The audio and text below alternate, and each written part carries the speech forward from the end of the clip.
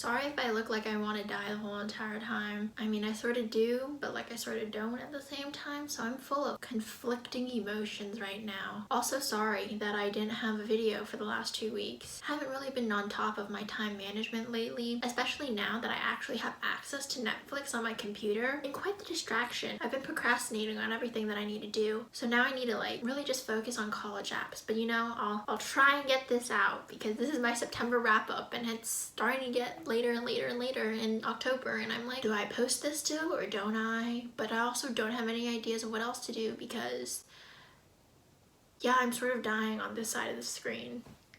We're doing so great. Mental stability, don't got it.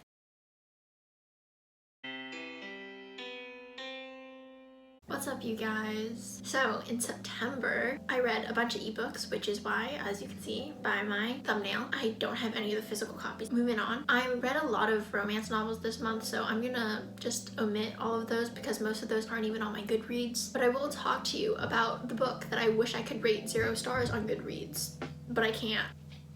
So the first book that I read in September was Whisper Network by Chandler Baker. This one was a 4 out of 5 star read for me, mostly because it reminded me a lot of Big Little Lies, and I really liked Big Little Lies. Quite literally, I could draw so many comparisons from the two books. It's just that Whisper Network is this group of women just in corporate America. Like Big Little Lies, this group of women, Sloane, Artie, Rosalita, and Grace, they all have this, I guess, oppressive male force put on them, which is their boss, who is now primed for this new position of CEO. And we see how all their lives intersect with this one person and how they are trying to now stake their ground and come forward with their stories. I liked it. It was a feminist read, and I really like things that are analyzed from a woman's perspective because I do tend to empathize and relate to women more than I do to the male perspective. I mean, obviously I am a woman, but I do have to say Big Little Lies was better than this one. It was more, I guess, dramatic. This one is sort of on the nose, and the ending was a little exaggerated,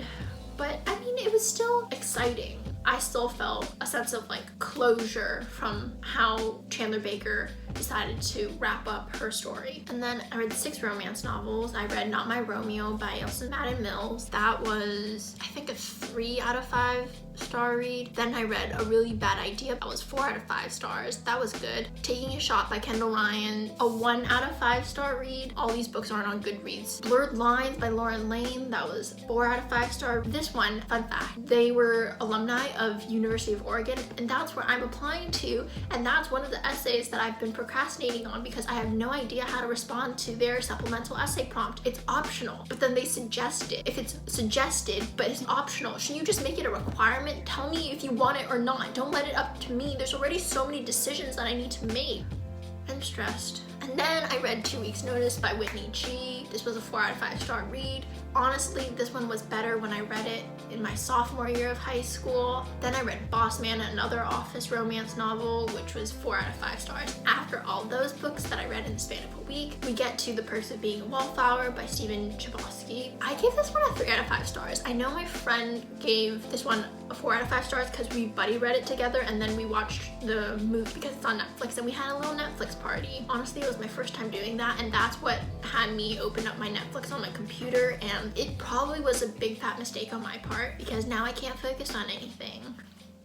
But basically, The Perks of Being a Wallflower is a series of letters written to an unknown person by the protagonist, Charlie. And honestly, if I can just sum it up in a couple of words, Charlie has a lot of shit going on in his life. His sister is in a relationship that isn't necessarily the best for her. He has his own trauma that he has to deal with. His home life isn't necessarily the greatest. Oh my gosh, this guy, for a depressed guy, he has hell of a social life. His friends, they're good influences on him, but like the substance abuse and everything. But the main point of the story was to go out and live your life. And looking out, I'm like, yes, I shall go out and live my life in the middle of a pandemic where we're all supposed to be staying at home. But great advice. It's not like I want to die or anything. In the end, both me and my friend prefer the book because for me, all the things that I liked in the book wasn't in the movie, and all the things that they had added into the movie I didn't necessarily like, because they took out a bunch of subplots that I felt enhanced the book. I do have to give this one a trigger warning because there's sexual abuse, domestic violence, underage drug use and drinking. I feel like there's more, but I can't remember. After that, I read more romance novels. So I read Sex Not Love by V. Keelan, which was a 4 out of 5 star read. I mean, it's sort of good. I don't really remember what the hell happened because it all sort of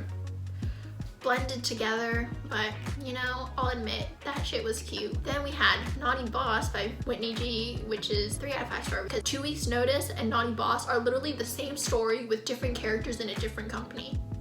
I don't know how else to say it. They're literally the same book. Oh my god. We have The Wedding Date Disaster by Avery Flynn. This is the book I wish I could rate like less than 1 star on Goodreads. I picked it up because it had like a cute cover and I was like, oh my gosh, I can add this to my Goodreads and actually put it on my romance shelf. Holy shit, this book sucked ass. Her characters never grew. They never changed. There was no character development. From page 1 all the way to the end, they never changed their opinion of one another, no matter how many times the other person proved to them that they weren't what the other person suspected. The guy freaking thinks she's a gold digger, and every time she does something that's caring and isn't in the interest for money, he literally goes back and he's like, she's a gold digger still. I can't trust anything she does. And I'm like, holy hell, like who the hell hurt you?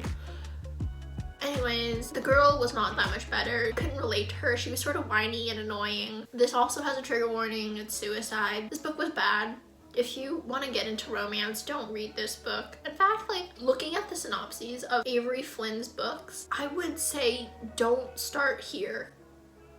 Just don't. Start somewhere else. For me, it was Kendall Ryan, but lately Kendall Ryan's books have not hit the spot. Next, we have Normal People by Sally Rooney. I gave this one also a 3 out of 5 stars. This book was about 2 friends. I guess they can be considered friends, Marianne and Connell, and both of them like grew up in the same town, but Connell was more popular and Marianne's sort of the loner girl, but they are attracted to each other and it's just their story of how their lives intertwine and they connect romantically throughout the years of college and sort of beyond. I'm sorry, but Marianne and Connell are idiots because this book could be over in half the time if they just grew up and told each other what they wanted. If they just had a conversation with one another instead of repressing how they feel, because they're like, oh my gosh, she probably doesn't feel the same, but they feel the same.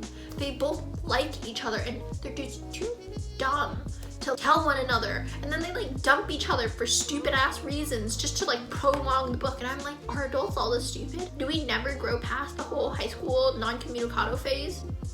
There were some things that I really did like about this book, such as how Sally Rooney talked about depression and all these other darker topics on top of her romantic plotline, but she mainly paid attention to Connell and she didn't give the same attention to Marianne. And honestly, Marianne was equally deserving, if not more, of the exploration of her character because Connell's sort of a jackass sometimes. Also, one thing that I didn't really like, it was a stylistic choice of not using quotation marks, but it wasn't as clear when people were speaking and when people weren't. I had to reread passages sometimes to realize what was dialogue and what was internal thoughts. That one was just confusing. This has trigger warnings for sexual assault, suicide, depression, and domestic violence. After that, I started reading Lauren Blakely's romance series. So I read Big Rock, Mr. O, and Well Hung. There's another one, don't really remember what it is, but Big Rock I gave 4 out of 5 stars. I'm a sucker for friends to romance and that was really cute. Mr. O didn't like as much.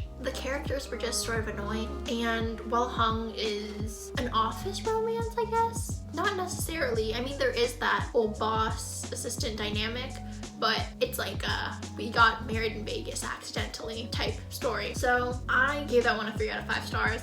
I mean, I liked them, but not necessarily my favorite. So there's one more and it's like a roommate thing. Anyways, my October TBR, I'm gonna be reading Daring Greatly throughout the month because I'm in a book club with my teachers for that. And then I also need to read the Penelopead for school. I won't be reviewing that one because I don't want to think about my school books more than I have to. Then for fun type stuff, I'm probably gonna try and finish up the Lauren Blakely series because there's one more book. I'm gonna buddy read A Walk to Remember and all the right places and whatever we can find that has a movie adaptation on Netflix. So I think that might be any other of the Nicholas Sparks books. I really just need to see what's on Netflix. I guess that's that. Stay fresh and I'll catch you later. Peace out.